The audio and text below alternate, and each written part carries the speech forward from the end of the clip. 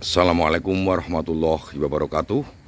Salam udut, salam ngopi, kawan-kawan sekalian. Kembali bersama Om Bob dalam tutur dan tutur sejarah. Dan pada sore yang sejuk ini, Om Bob kembali ke Kabupaten Tegal. Tepatnya Om Bob kembali ke Komplek Pesarian Bliyo Ki Ageng atau Ki Gede Sebayu. Karena Om Bob untuk menjawab rasa penasaran daripada Om Bob yang selama ini menjadi semacam misteri sejarah secara pribadi buat kami, sehingga kami datang kembali ke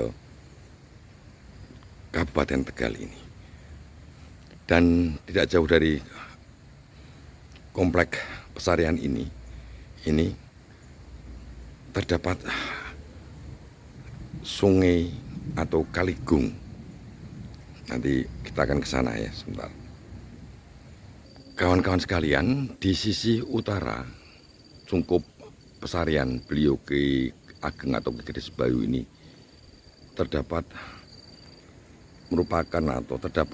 hulu sungai atau Kaligung. Kita lihat di sana di bawah persis Om Bob berdiri adalah Kaligung, di mana Kaligung ini oleh Ki Gede Sebayu pernah dibendung, dan saat ini bendungannya masih kelihatan. Tidak jauh dari sini, dari Om Bob berdiri atau dari komplek makam ini, ada bendungan Danawari, dan manfaatnya besar sekali pembendungan daripada Kaligung ini untuk irigasi daerah sekitar ini. Dan di seberang Kaligung atau di utara, berarti di utara makam ini merupakan kecamatan Lebak Siu. Dan di sisi utara dari makam beliau Ki Gede Sebayu nih, kita Om Bob akan ke sana. Di sisi utaranya adalah kecamatan Lebak Siu.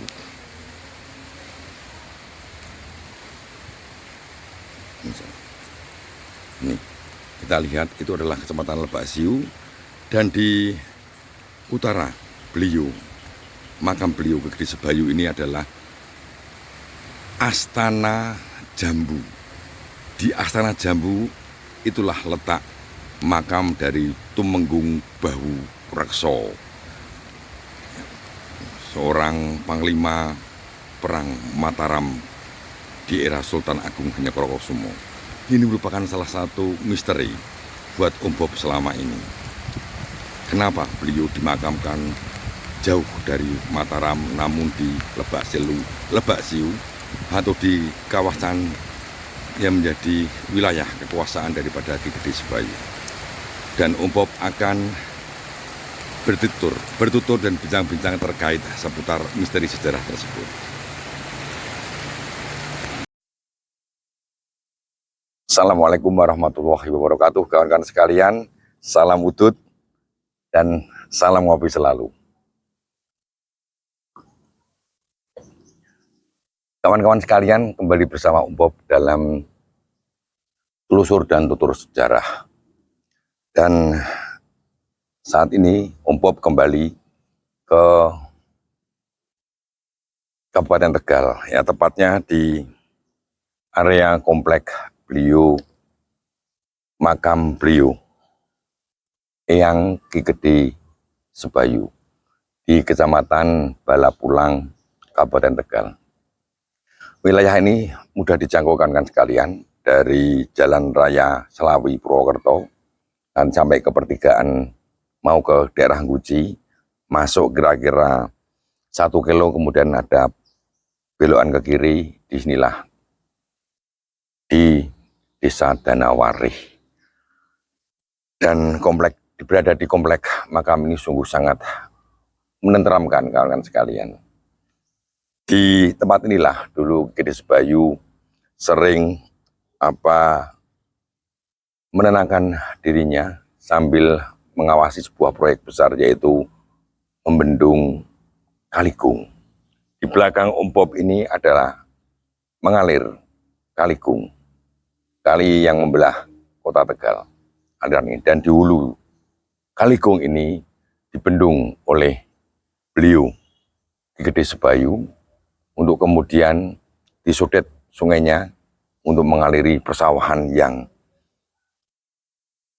dibuka oleh beliau Ki Gede Sebayu. Ya, yang nanti kita kenal dan Tegal, terlepas dari kabupaten dan kota Tegal. Kawan-kawan sekalian, Om Bob sengaja di sini itu untuk menjawab beberapa misteri sejarah. Ada beberapa misteri sejarah berdasarkan penelusuran Om Bob selama ini ke beberapa situs peninggalan sejarah dan mengkomparasi dengan berbagai literatur, buku-buku semacam ini, kawan-kawan sekalian. Dari penelusuran dan literatur ini menemukan banyak sekali tabir misteri sejarah. Dan di Kabupaten Tegal, khususnya di makam beliau Gede Sebayu, telah melihat, mempelajari sejarah beliau. Ternyata banyak sekali yang membuka tabir sejarah. Yang pertama, kawan-kawan sekalian, dan Om Bob pernah bahas ini di konten sebelumnya tentang beliau Ki Gede Sebayu. Sebelum Om Bob ke Balapulang ini, beberapa bulan yang lalu, Om Bob pernah membuat konten, yaitu di tetangga Kecamatan Balapulang. Kecamatan Balapulang ini berbatasan dengan Kecamatan Lebak Siu. Lebak Siu persis di belakang Om Bob ini adalah Kecamatan Lebak Siu. Di Lebak Siu, kalau kita menyeberang ke Kaligung ini, lurus dengan makam ini ya, sejurus ya kawan-kawan sekalian, adalah Astana Jambu.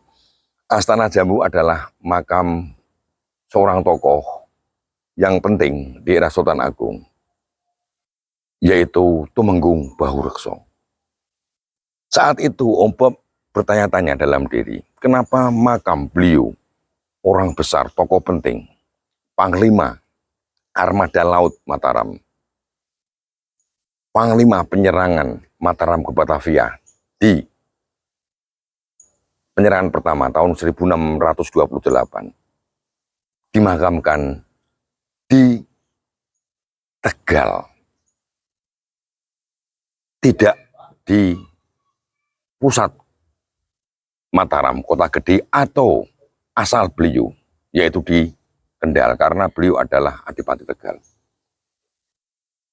Memang di dalam beberapa sumber, termasuk catatan dari Haji de Graaf dalam bukunya Puncak Kekuasaan Mataram, dan juga dari Serat Mangir, dan juga dari buku Babat Kendal karya Hamaminata, banyak mengupas tentang Tumenggung Bahurekso. Dan saat ini Om Bob menemukan jawabnya. Dan jawaban ini kembali ke era Sultan Agung dan jauh sebelum Sultan Agung. Tidak lepas dari sosok Ki Gede Sebayu dan keturunan dari Ki Gede Sebayu, yaitu Tumenggung Honggowono. Ki Gede Sebayu memiliki putra, salah satunya adalah Tumenggung Honggowono, yang pada tahun 1625, Tumenggung Honggowono ini menjabat sebagai Juru Demung atau Adipati Tegal kedua pasca sedonya Ki Gede Sebayu. Om Bob memiliki jawaban tentang misteri sejarah, misteri pribadi ya, misteri sejarah pribadi menurut Om Bob tentang makam Tumenggung Bahurekso, karena sekarang terjawab sudah misteri itu, bahwa ada alasan yang kuat kenapa Tumenggung Bahurekso berada di makamnya berada di Tegal. Kawan-kawan sekalian, yang pertama Om Bob akan bahas, kita kembali ke penyerangan Batavia. Penyerangan Batavia tahun 1628. Tegal memiliki peran yang sangat penting. Tegal salah satu lumbung padi atau pusat perbekalan Mataram untuk penyerangan ke Batavia. Salah satunya adalah Tegal dan Cirebon. Dan ini sesuai dengan catatan de Graaf, disebutkan juga di sini. Kemudian pos-pos tentang penyerangan ke Batavia itu, Sultan Agung memiliki 2 jalur. Ada 3 jalur, jalur laut, jalur pantai utara dan jalur selatan. Jalur selatan Om Bob pernah bahas ketika Om Bob menuturkan tentang sejarah Panjer Kebumen, di mana adipatinya saat itu adalah Tumenggung Bodronolo. Jadi Tumenggung Bodronolo ini seumuran ya dengan putra Ki Gede Sebayu yaitu Tumenggung Honggowono. Karena Bodronolo ini juga termasuk adipati yang bertanggung jawab terhadap logistik dari jalur selatan. Sementara Honggowono ini memiliki peran terhadap logistik di jalur utara. Buktinya apa? Ketika bulan Mei disebutkan di sini, datang 7 kapal dari Tegal atas utusan dari Tumenggung Tegal disebutkan, tapi tidak menyebutkan Tumenggung Honggowono dari Tumenggung Tegal. Tumenggung itu di daerah suatu kabupaten ya ada satu, karena jabatan adipati itu Tumenggung itu sekelas dengan jabatan adipati. Datang ke Batavia. Sultan Agung dalam penyerangan ke Batavia ini merencanakan dengan sangat teliti. 2 tahun sebelum penyerangan itu sudah disusun perencanaan-perencanaan itu. Melalui telik sandi, melalui survei-survei, termasuk mengangkut logistik dulu. Ada beberapa kapal datang ke Batavia. Yang pertama salah satunya adalah bulan Mei. Ada 7 kapal, kemudian diikuti 27 kapal, dan nanti terakhir adalah Tumenggung Baurekso sebagai panglima atau senopati agungnya dengan kapalnya Koloditoi. Sebelumnya juga ada, Pangeran Purboyo juga sudah mensurvei dulu tentang lokasi-lokasi rute perjalanan tentara Mataram, pasukan Mataram ke Batavia. Ini, Hadi Tegal memiliki peran penting, dan saat penyerangan Mataram ke Batavia di tahun 1628, ini peran Adipati Tegal sangat penting. Nih. Kemudian ditetapkan di sini bahwa Om Bob akan singkat saja kawan-kawan sekalian. Di dalam Degas disebutkan dan termasuk di Babat Mangir disebutkan bahwa Tumenggung Baurekso dalam sebuah penyergapan pengepungan benteng Holland ya di Batavia itu beliau diserang. Ada yang menyebutkan kena meriam martil, ada yang menyebutkan beliau ditembak, ada yang menyebutkan beliau luka parah di pahanya. Itu di dalam Babat Mangir. Namun di The Graph ini menyebutkan lengannya terkena mortir. Beliau kemudian dilarikan atas perintah seseorang. Dengan beberapa pengikutnya, Tumenggung Baurekso dibawa menuju pulang lewat laut dan mendarat di Tegal. Kenapa di Tegal? Om Bob yakini ada peran penting dari Tumenggung Honggowono dan dibawa ke sini. Kenapa Tumenggung Honggowono? Satu, Tumenggung Honggowono selain sebagai bawahan Tumenggung Baurekso, karena Tumenggung Baurekso adalah senopati agungnya. Nanti di bawahnya ada Tumenggung Mandurejo, Tumenggung Uposonto di penyerangan pertama. Penyerangan kedua lain Tumenggungnya, senopatinya. Di bawah Pangeran Juminah nanti ada Pangeran Puger. Ini peran penting dari Tumenggung Honggowono. Itu yang pertama karena atasan dan bawahan. Yang kedua, hubungan emosional, kekerabatan dekat. Kenapa? Karena ayah-ayah beliau berdua. Tumenggung Baurekso merupakan putra dari Ki Bahu atau Ngabehi Baurekso Sepuh atau Ki Gede Cempaluk. Sementara Tumenggung Honggowono merupakan putra dari beliau Ki Gede Sebayu. Antara Ki Gede Sebayu dengan Ngabehi Baurekso ini sangat dekat hubungannya kawan-kawan sekalian. Karena beliau berdua merupakan tokoh penting, tokoh di era transisi perpindahan kekuasaan dari Pajang ke Mataram, di akhir Pajang dan di akhir Mataram. Keduanya sama-sama pernah bertempur, mempertahankan Pajang, merebut Pajang dari Elopangiri. Di dalam berbagai narasi sejarah disebutkan, dan Obo pernah bahas itu. Dua-duanya merupakan pengawal, pengikut setia dari Pangeran Benowo. Dan Obo pernah bahas itu ketika Pangeran Benowo meninggalkan Keraton Pajang tahun 1587. Beliau dikawal oleh Ki Bahu, Ki Wiro, dan dua orangnya. Sementara beliau, Ki Gede Cempalo, beliau Ki Gede Sebayu, mendapat tugas lain, yaitu untuk mengawal keluarga Pajang ke Kajoran dan melaporkan keadaan Pajang kepada Panembahan Senopati yang kala itu sudah mendeklarasikan dirinya, menobatkan dirinya sebagai Raja Mataram pertama. Setahun setelah menobatkan dirinya, karena beliau menobatkan sebagai Raja Mataram tahun 1586.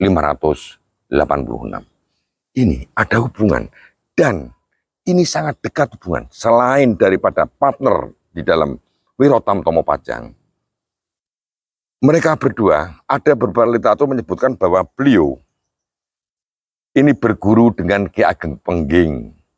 Ombo perlu koreksi, beliau tidak sejaman dengan Ki Ageng Pengging. Namun, kalau sanad ilmunya dari perguruan Pengging, Ombo setuju. Karena penderek-penderek laskar-laskar Pajang pasti di dalam proses olah rogo, olah roso menggunakan perguruan Pengging. Ilmu-ilmu dari Pengging. Karena didikan juga dari Sultan Hadiwijoyo. Ini penting sekali. Satu perguruan biasanya ada ikatan yang kuat. Dan nanti Obob akan buka lagi misteri kedua, kawan-kawan sekalian. Antara beliau, Ki Gede Sebayu dengan Ki Ageng Cempalo. Ki Ageng Cempalo atau Ngabeyi Baurekso ini mendapat tugas dari Panembahan Senopati untuk babat alas Tegalayang Kendal. Sementara beliau mendapat tugas babat Tlatah Tegal. Dan ini lebih dulu, Tegal lebih dulu dibabat, dibuka, baru kemudian kira-kira 3-4 tahun baru Kendal dibuka. Data sejarahnya menunjukkan seperti itu. Karena ketika Tegal dibuka, dibabat, Pangeran Benowo dengan Ngabeyi Baurekso atau Ki Bahu dan Ki Wiro itu sedang dalam pengembaraan. Beliau menuju ke timur dulu, ke Surabaya, ke Jombang, ke Lamongan, nanti terakhir berada di alas Tegalayang dan alas Kukulan Kendal. Baru kemudian beliau membuka Kendal. Dan metode pembukaan wilayahnya juga hampir sama.